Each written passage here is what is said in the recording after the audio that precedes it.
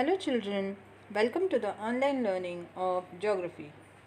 Today we are going to study lesson number 6, land use. Land use. Land use is the way or purpose for which land in a region is used. Yes children, land use means the reasons for which man is using the land. The interaction between geographical factors and man have resulted in land use. Means as human being came in contact with land, with passage of time he came to know that land is very useful for him. Land use undergoes changes with time. As man's needs have increased, the use of land for different purpose has also increased. Means as the needs of man are increasing, man needs some or the other thing on daily basis. Mineral rich land is used for mining and fertile plains are used for agriculture. Yes children, the land under which minerals are there, the minerals are dug out from the land, and the place which is fertile and plain. Fertile means good quality soil and plain land is used for agriculture. Types of land. Children, the land which is used by human being is divided into two types. Rural land use and urban land use.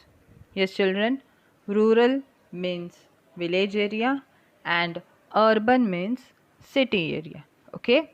So don't forget, the land which is used in rural areas is called rural land use and the land which is used in cities is urban land use.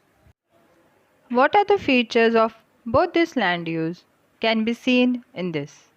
I tried to show the concept with the use of distinguish so that both the differences you can see it clearly. First we will see rural land use. Children, when we think about villages, what is the first thing comes to our mind? Agriculture. Yes. In rural areas, agriculture is the main occupation. Agro-based activities are also common in rural areas. Agro-based means activities based on agriculture. Means the place where rice will be grown on a large scale. Maximum we can see mills will be there to clean the rice. Then polishing will be there. The process, people will get involved in these processes, as well as rice flours will be there and many things which can be made out of rice. All that activities involved in these places. So now what happens when the business is there? Before agriculture was there, then now industries started growing and now people started staying near the places of agriculture. Okay? Hence, these settlements are located close to the agricultural field and forest area. Means now what happened? People do not stay away from their fields. They prefer to stay near their fields or the forest area so that they can get the material things very easily and they don't need to travel a long distance. In rural areas, the availability of land is more and the population is less. Hence, the population is sparse. Sparse means population is scattered all over the places. Okay, children, what happens in rural areas? Land is more, people are less, so peoples are scattered all over the land. You cannot see all the people are staying in only one place. Now, urban land use. There has been an increase in urban settlement in the 20th century. Means now, as the industries have grown on such a large scale, in 20th century, many of the settlements means people are coming to stay in the urban areas.